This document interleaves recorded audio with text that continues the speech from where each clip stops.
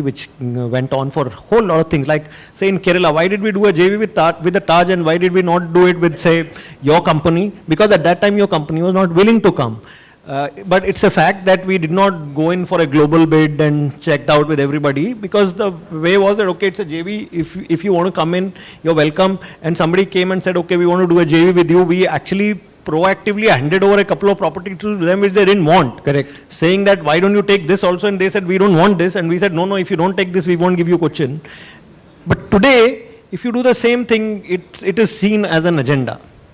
And policies which were framed for the 40s and the 50s and the 60s continued to remain so, although the demand for the government services or government assets really went up. And that is why these questions are coming up. I don't think we ever thought that spectrum could be priced in the 60s, because there was nobody wanting to put up one, technology was not there, and two, nobody realized that spectrum could generate you 100,000 crores.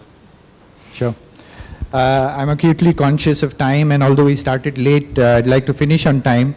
So I'd like to give maybe 3 to 5 questions to the audience, if somebody can take the mics and hand them around. So first come, first serve in this case, like spectrum.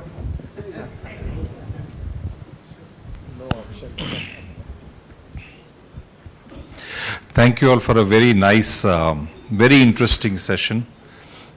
My name is Barot from the FHRAI Western region.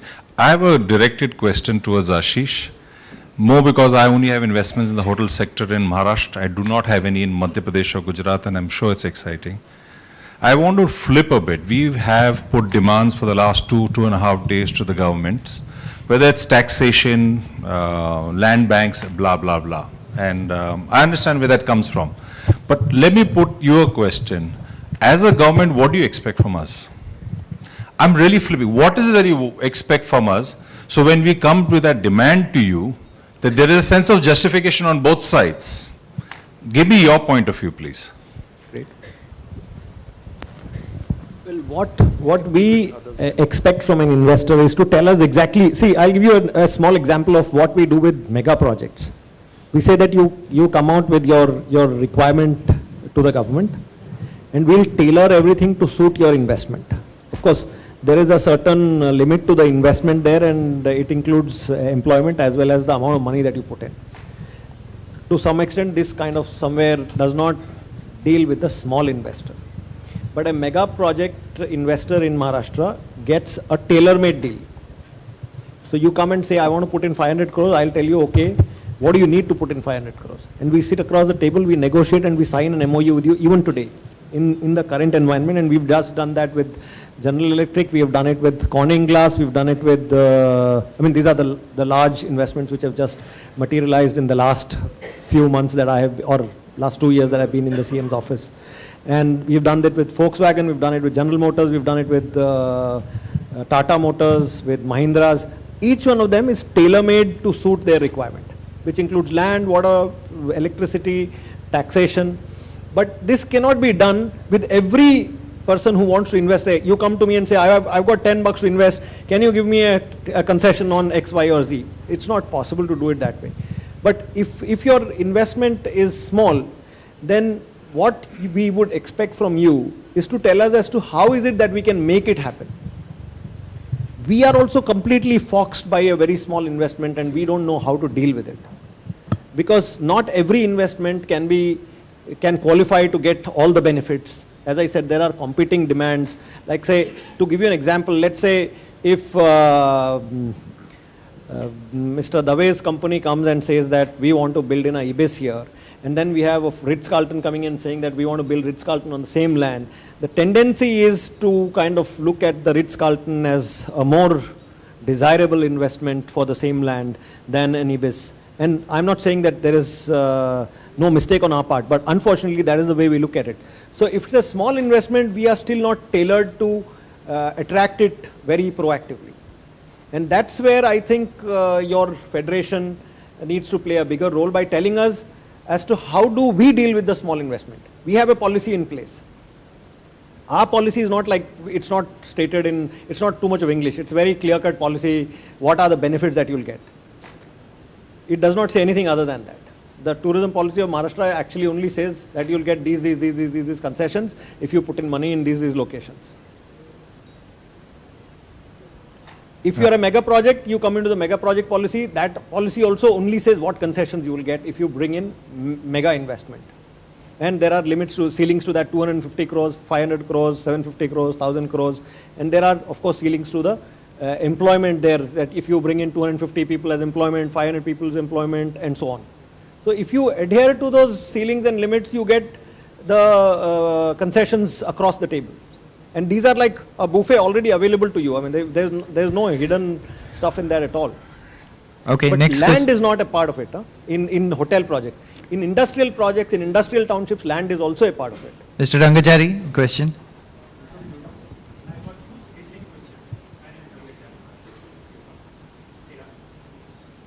The first question is on investment opportunities.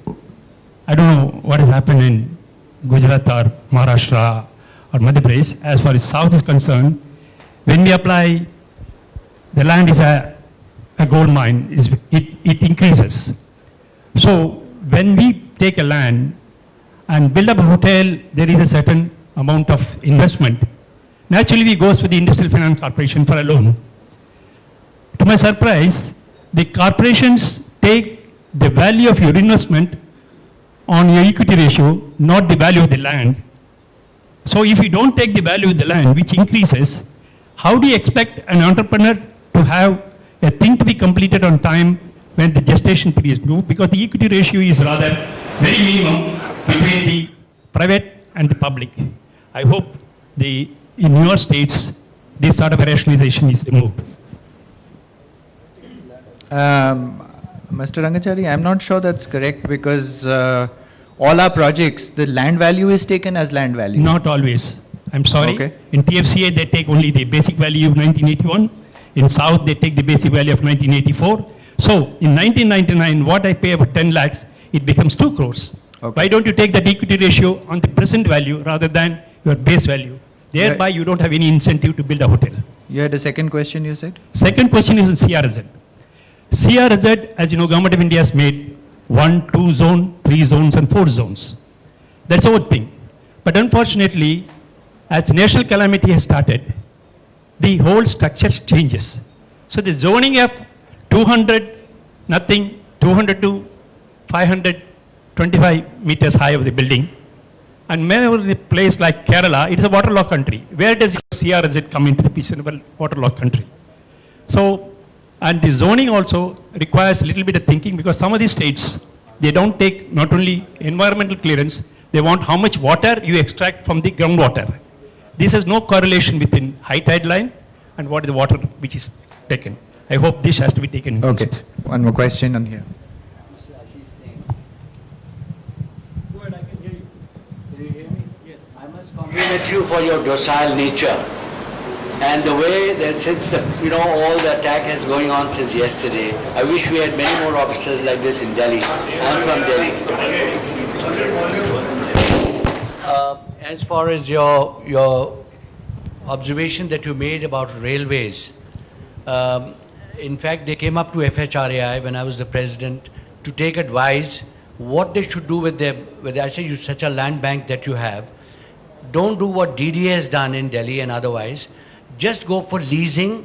You will still be the owner and pick your own people. And the lower mid-scale, they've started with Ginger and they're taking on maybe other this thing. So that is what the railways have been. They've been advised not to auction and get away with their sites. Thirdly, I would like to all the 3 gentlemen from the different states where the formulation of policy is taking place, you have not discussed anything about the land bank and leasing. Think about it because as Mr. Dave said, the gestation is too hard, returns are very little, it is only for prestige sake. People are plunging into this hotel business. Mr. Dave, can we also look at a small segment because at least 1/3 of our members are F&B operators and 2/3 are hoteliers. So we're just talking hotels, and the F&B guys are getting a bit impatient. Okay. And we have 2 big answers coming in from these 2 states. Gujarat, prohibition, talking about anything on alcohol is taboo because Gandhiji was born in Gujarat, and he is not the father of the nation, he is the father of Gujarat only. Because there's probably everybody else is not connected with Gandhiji and they can serve alcohol anyway. For the reason of the migration that has come about in Madhya Pradesh, and Mr. Singh has given me that confidence that within the next 2-3 meetings we should have this thrashed. But before, excellent. I would like to compliment him on his proactiveness, because right now there is like in the malls when we go and when we lease out spaces for restaurants, they ask for minimum guarantee. So either you're on a minimum guarantee or you're on a revenue share, whichever is higher, you take that. The Madhya Pradesh government got an excellent idea and said, let's do minimum guarantee on alcohol, which means every license owner has to sell so much alcohol minimum. Otherwise, you'll be X, Y, and Z. Now, I don't understand how you can force alcohol into customers' throat and say, guys, I have a quota from the government, you got to drink this much. What went wrong with Gujarat and Madhya Pradesh? I think Madhya Pradesh and Gujarat should sign an MOU. It will neutralize both of us. That's the possibility I see. So on that happy note, I'm going to, sorry.